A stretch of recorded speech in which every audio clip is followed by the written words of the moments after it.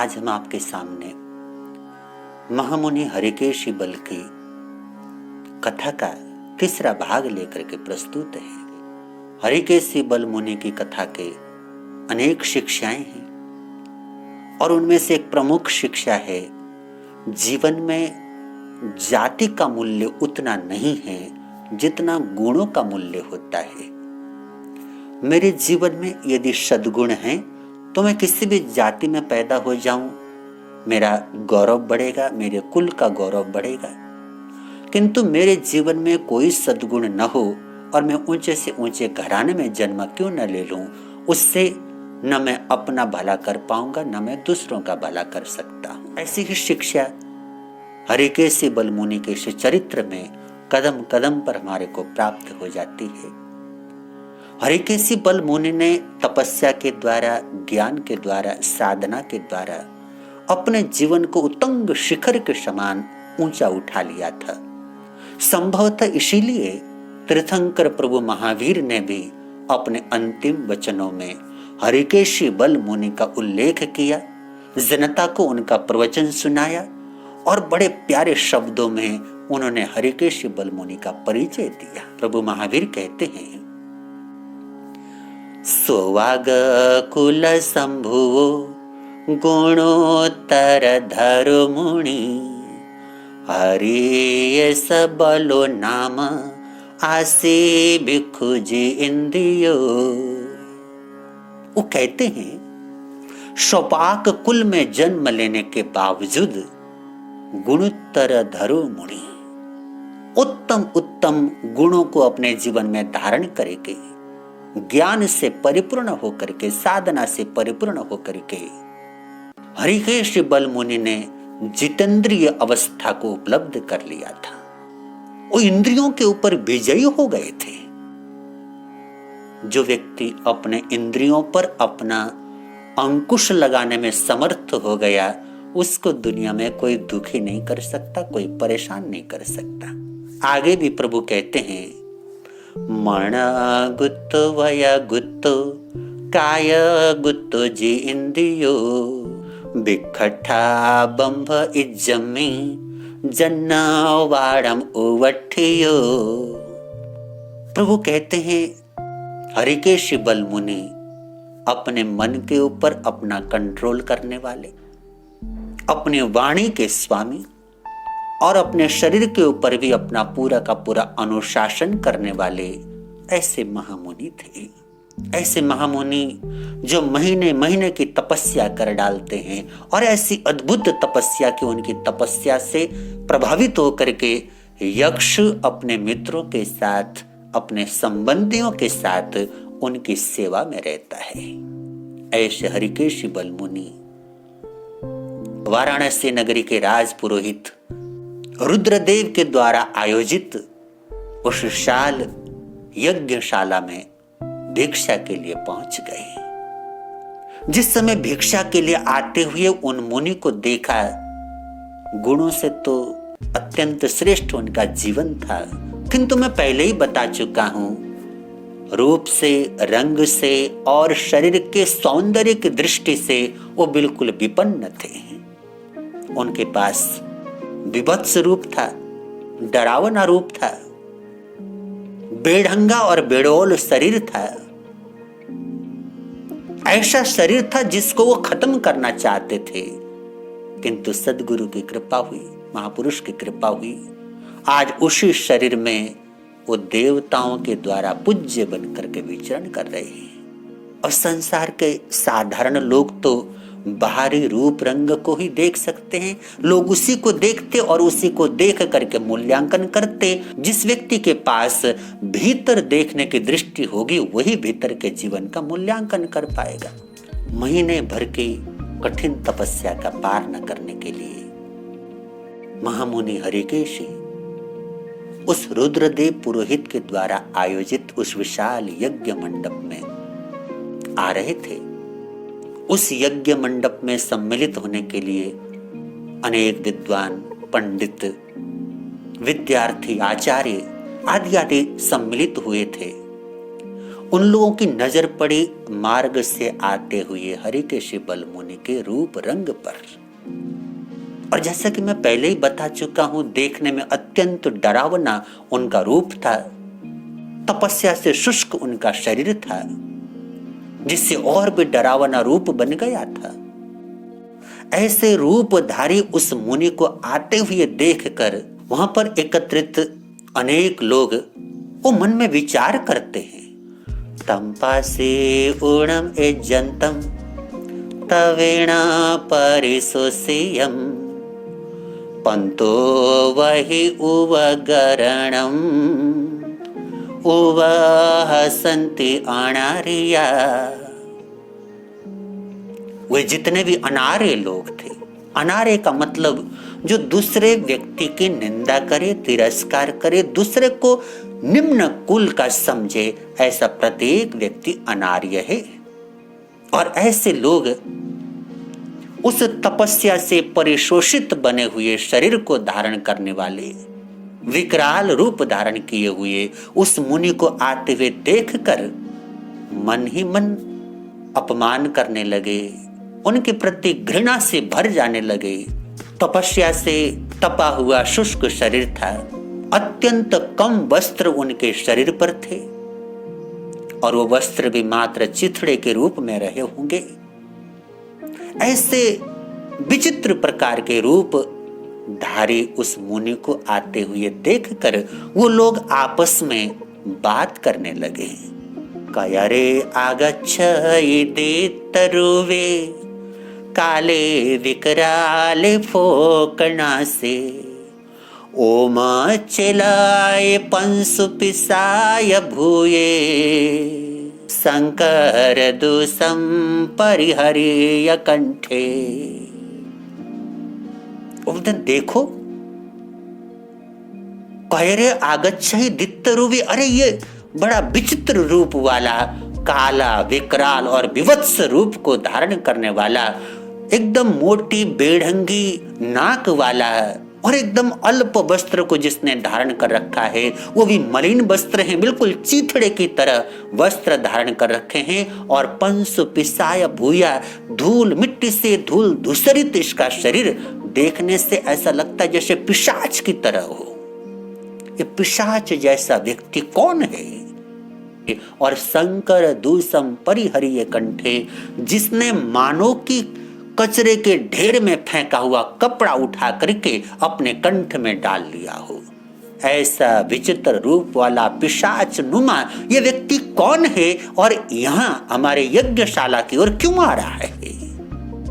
आपस में लोग जब इस प्रकार की बात करने लगे तो दो चार विद्यार्थी वो आगे बढ़े और आगे बढ़ करके बड़े ही तिरस्कार पूर्ण ढंग से, बड़े ही अपमान के साथ उन्होंने उस मुनि को संबोधित किया। वो विद्यार्थी बोलते हैं, कयरे तुमम इय अदंसणिजे काये आसा इह मागोसी ओम चिलगा पंसु पिसाय भूया गच्छ खलाहि किमिहम ठियोसी। वो बोलते हैं, अय अदर्शनीय, जिसको कोई देखना नहीं चाहता, तू है कौन? काये ओ आशा इहमा गौसी, तू किस आशा को लेकर के, किस भावना को लेकर के यहां आया है? यहां तेरा काम ही क्या है? ओम चेलगा पंसु पिसाय भूया, जिसके बदन पर पर्याप्त वस्त्र नहीं है, एकदम गए गुजरे कचरे के ढेर में फेंके जैसे वस्त्र जिसने धारण कर रखा है, पंसु पिसाय भूया, और जो पिशाच की तरह दिख रहा है, ऐसा व्यक्ति तू गच्छ खलाही किमियम ठियोसी, जल्दी यहां से निकल जा, तुरंत निकल जा, निकल जा यहां से, तेरी यहां कोई आवश्यकता नहीं है, तू यहां आया ही क्यों है? इस प्रकार बड़े अभद्रता के साथ उन लोगों ने उस मुनि के साथ व्यवहार किया। और बंधु, हम लोग जीवन में अक्सर इस प्रकार की स्थिति का सामना करते हैं। हम सामने वाले के बारे में नहीं जानते, लेकिन उसके संबंध में बोलना शुरू कर देते हैं। मात्र किसी का रूप रंग देख करके या किसी का चेहरा देख करके हम उसके जीवन का मूल्यांकन नहीं कर सकते, और ये हमारी सबसे बड़ी भूल होती है। एक बेढंगे चेहरे के भीतर कोई महापुरुष हो सकता है, और किसी खूबसूरत से चेहरे के भीतर कोई शैतान भी हो सकता है।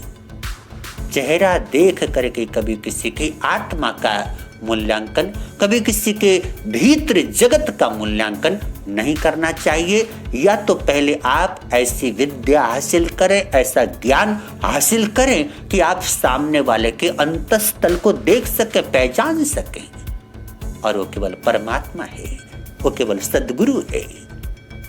सद्गुरु की दृष्टि में वो ताकत होती है कि सामने वाले की आत्मा को देख सके।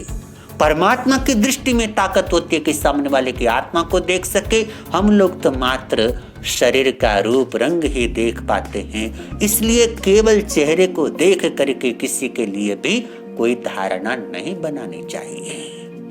जब इस प्रकार बड़ी अभद्रता के साथ उन विद्यार्थियों ने मुनि के साथ व्यवहार किया, तब भी मुनि नाराज नहीं हुए, अप्रसन्न नहीं हुए, और बड़े ही प्रेम से उन्होंने अपना परिचय दिया। क्या बोलते हैं? समणो अहम संजव बम्बयारी विरौ धन पयण परे गहाओ पर पवित्र स उभिख काले अनस अठा इहमा गौ में। मुनि कहते हैं मैं श्रमण हूं, मैं साधु हूं, मैं ब्रह्मचारी हूं, मैं धन, परिवार, भोजन आदि बनाने की प्रवृत्ति से विरत हूं। इन सब चीजों का मैं त्याग कर चुका हूं। मेरा कोई अपना परिवार नहीं, मेरा घर नहीं। इन सब चीजों से स्वयं को मैंने पृथक कर लिया है। भिक्षा का समय हो गया है, और भिक्षाटन करते हुए इधर से मैं निकला था, यहाँ देखा प्रभुत भोजन संपादन किया जा रहा है, खाया जा रहा है, खिलाया जा रहा है। ऐसे उचित स्थल पर मैं भोजन की इच्छा से आया हूँ, भिक्षा की इच्छा से आया हूँ। मुझे भिक्षा प्राप्त हो जाए और कुछ नहीं चाहिए। मुनि ने बड़े प्रेम से अपनी भावना रखी, किंतु विद्यार्थी तो विद्यार्थी। जब मुनि ने अपना बड़ा संयत परिचय दिया, तब तक उस यज्ञ का संचालन करने वाले राजपुरोहित रुद्रदेव तक खबर पहुंच गई थी।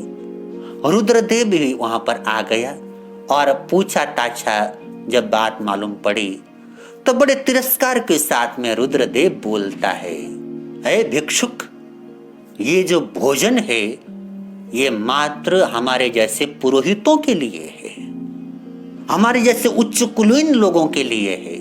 ये भोजन एक पक्षीय है। तेरी तो बात बहुत दूर है। हम तो अपनी बिरादरी से दूसरे लोगों को भी ये भोजन नहीं दे सकते, और तू तो इतना विकराल रूप वाला, इतना गया गुजरा, इस भोजन की आशा करना छोड़ दे। ये भोजन तेरे जैसे लोगों के लिए नहीं है, ये तो हम जैसे धर्मात्मा लोगों के लिए है, हम जैसे ज्ञानी लोगों के लिए है, हम जैसे तपस्वी और साधक लोगों के लिए है। तेरे जैसे भीख मंगे लोगों के लिए ये भोजन नहीं है। निकल जा यहां से। रुद्रदेव ने जब इस प्रकार से तिरस्कार किया, तब वो मुनि बड़ी प्रसन्नता से बोलने लगे, को यमाणो यवहो यजेसिम मोषम अदत्तम च परे गहम च ते माहणा जाई विज्जा बिहुणा ताइम तु खेताइम सुपावयाइम तु भेथ भो भार धरा गिराणम अठम न जान ह आहे जवे उच्चावयाहिं मुनिडो चरन्ति ताइम तो खेताइम सुपे सलाइम। मुनि ने कहा,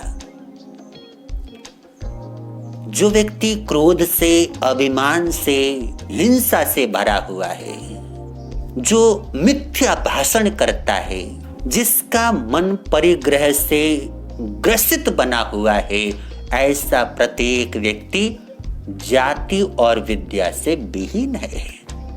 उसको जातिवान नहीं कह सकते, उसको विद्यावान नहीं कह सकते, और ऐसे व्यक्ति को तुम भोजन दे सकते हो, वो तो बिल्कुल भी इस भोजन का पात्र नहीं होना चाहिए। ऐसा व्यक्ति किसी भी दृष्टि से ऊंचा क्षेत्र नहीं कहा जा सकता, वो इस भोजन का पात्र नहीं कहा जा सकता।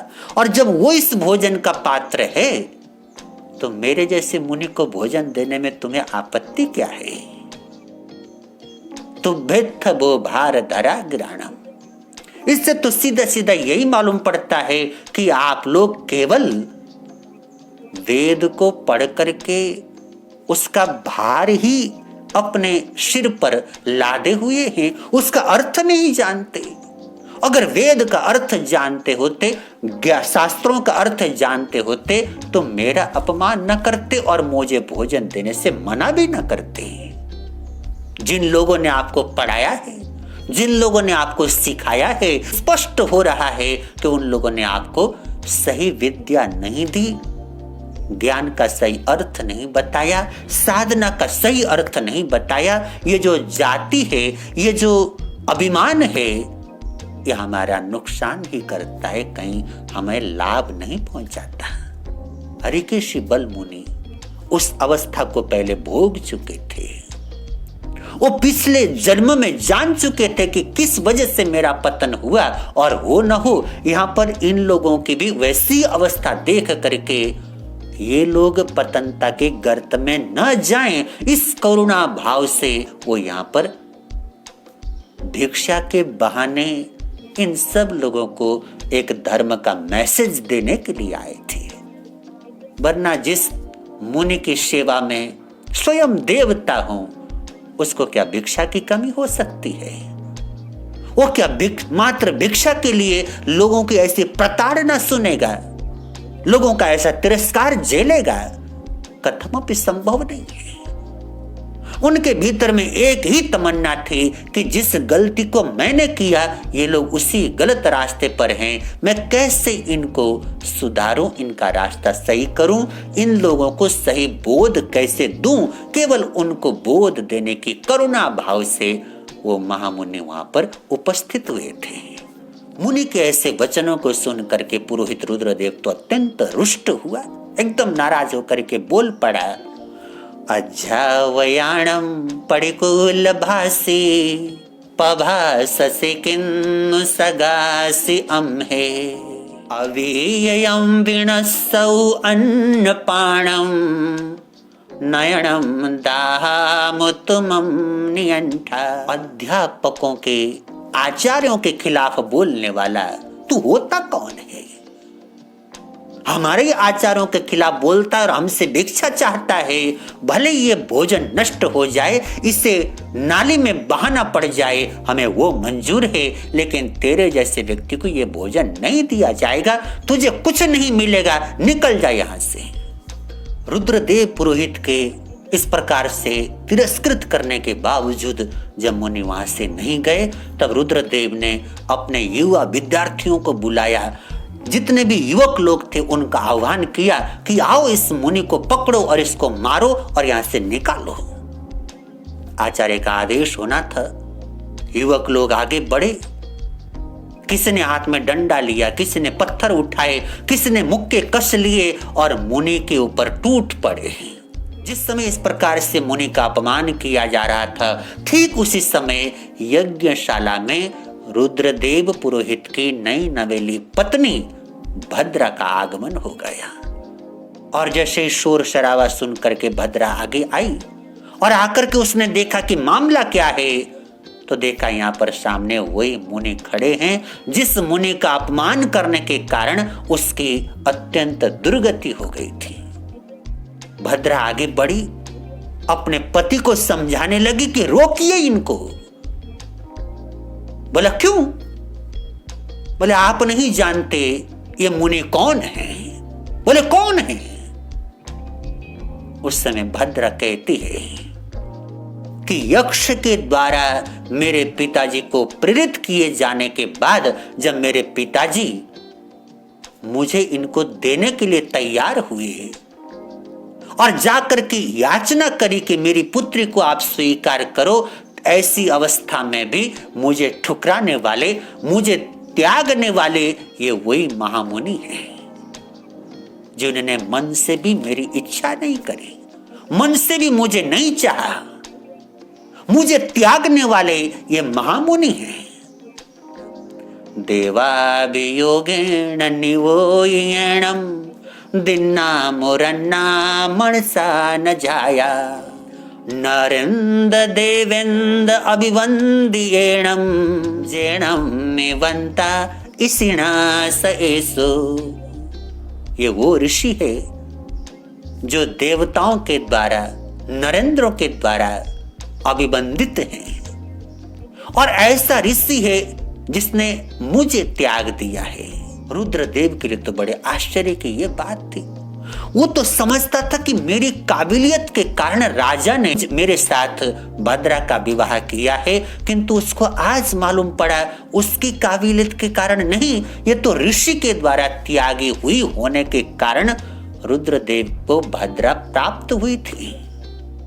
भद्रा आगे बोलती है, ये महायशस्वी महामुनि है, अगर आपने इनको रुष्ट कर दिया, नाराज कर दिया और एक बार ये कुपित हो गए, ये अथवा इनका जो भक्त है वो यक्ष कुपित हो गया, तो ये पूरे ब्रह्मांड को जला सकते हैं, सबका विनाश कर सकते हैं। ऐसी तपस्या की ताकत इनके पास में है, इसलिए आप तुरंत जाएं, क्षमा याचना करें, इनके चरणों को पकड़ें, बड़े दयालु हैं, बड़े कृपालु हैं, क्षमा कर देंगे।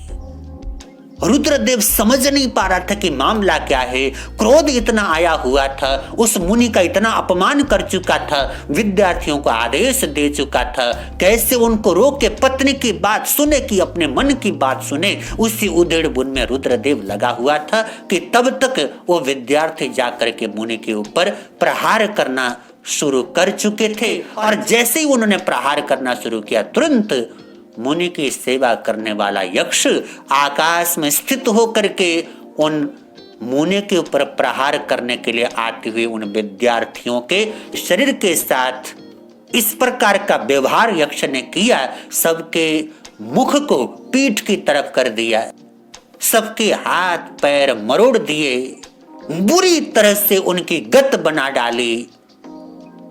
और वो मुनि के ऊपर प्रहार क्या करते, उससे पहले ही कोई भूमि पर पड़ा हुआ छटपटा रहा है, कोई उल्टा भूमि पर गाड़ दिया गया है, किसी के मुख से खून निकल रहा है, खून की उल्टी हो रही है, और कोई अत्यंत बुरी तरह से कातर स्वर में करा रहा है, बचाओ बचाओ करके चिल्लाता है, लेकिन वो यक्ष एक भी व्यक्ति को बख्शने के मूड में नहीं है।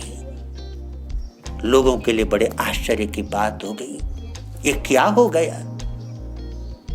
रुद्रदेव देखता का देखता रह गया, ये मेरे विद्यार्थियों के साथ क्या हुआ, और ऐसा विचित्र प्रकार का अनुभव उसको आज से पहले कभी हुआ नहीं था। समझ गया भद्रा सच बोल रही है। उस समय भद्रा ने फिर कहा, मेरी बात मानिए, मुनि के शरण पड़िए, उनके चरण पकड़ करके माफी मांगिए, अन्यथा जो आप मुनि का अपमान कर रहे हैं, मानो आप अपने नाखूनों से पहाड़ को खोदना चाहते हैं, आप अपने पैरों से अग्नि को कुचल करके समाप्त करना चाहते हैं, और आप अपने दांतों से मानो लोहे को चबाना चाहते हैं। ऐसा काम कर रहे हैं, आप पहाड़ को नहीं खोद पाएंगे, आपके नाखून टूट जाएंगे, आप लोहे को नहीं चबा सकेंगे, आपके दांत टूट जाएंगे, और आप अपने पैरों से अग्नि को नष्ट नहीं कर सकोगे, अग्नि आपके पैरों को जला देगी। समझदारी यही है कि तुरंत मुनि के चरण पकड़ लीजिए और अपने कुकृत्य की क्षमा याचना कीजिए, तब तो हो सकता है आप बच जाएं। तब भद्रा की बात सुनने के बाद और सामने का दृश्य देखने के बाद रुद्रदेव को स्पष्ट बोध हो गया कि भद्रा सच बोल रही है। वो आगे बढ़े, भद्रा को साथ में लिया और हाथ जोड़ करके मुनि को वंदना करके रुद्रदेव बोलता है, बाले हिम मूढ़े हिम अयाणये हिम जमहि लिया सखमा बंते पसाया इसिणो हवंते नहु मुनि को परावंती। हमारे द्वारा किए गए इस अपराध की क्षमा करें। महर्षि मुनि लोग वो प्रत्येक अपराध को क्षमा करने वाले प्रसन्न चित्त होते हैं। अपने कृपा का प्रसाद हमें प्रदान करें और हमारे अपराध को क्षमा करें। मुनि ने प्रसन्नता के साथ उनको माफ किया। माफ करने के बाद रुद्रदेव ने विनती करी कि हे प्रभु, आप भोजन स्वीकार करें, हमारी गलती को क्षमा करके आपने अत्यंत उपकार किया है। इस भोजन को स्वीकार करके और एक उपकार हमारे ऊपर कर दें। और उस समय मुनि प्रसन्नता के साथ आगे बढ़े, उन्होंने भोजन स्वीकार किया। जैसे भोजन स्वीकार किया, आकाश में अहो दानम की घोषणा होने लगी, देव दुंदुभियां बजने लगी, पूरा वातावरण एकदम अनूठा आनंद पूर्ण हो गया। और इस प्रकार से महामुनि हरिकेशी बल की 1 महीने की तपस्या का पारणा संपन्न हुआ। रुद्रदेव के साथ उन सभी लोगों ने मुनि की उस गरिमा को देखा, मुनि की उस महिमा को देखा और देखने के बाद उनके भीतर जिज्ञासा जागी कि सचमुच में ऐसी महिमा को कैसे प्राप्त किया जा सकता है।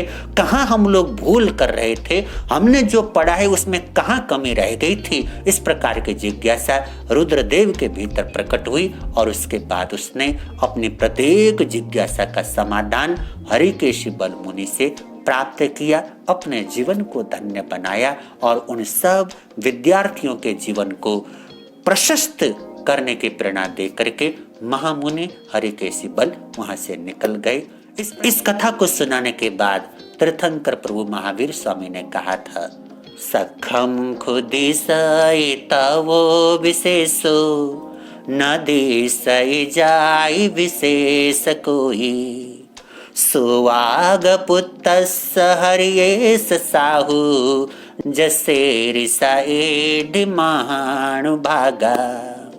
प्रभु कहते हैं कि साक्षात तप की विशेषता दिखाई देती है, गुण की विशेषता दिखाई देती है, जाति की कहीं कोई विशेषता नहीं दिखाई देती।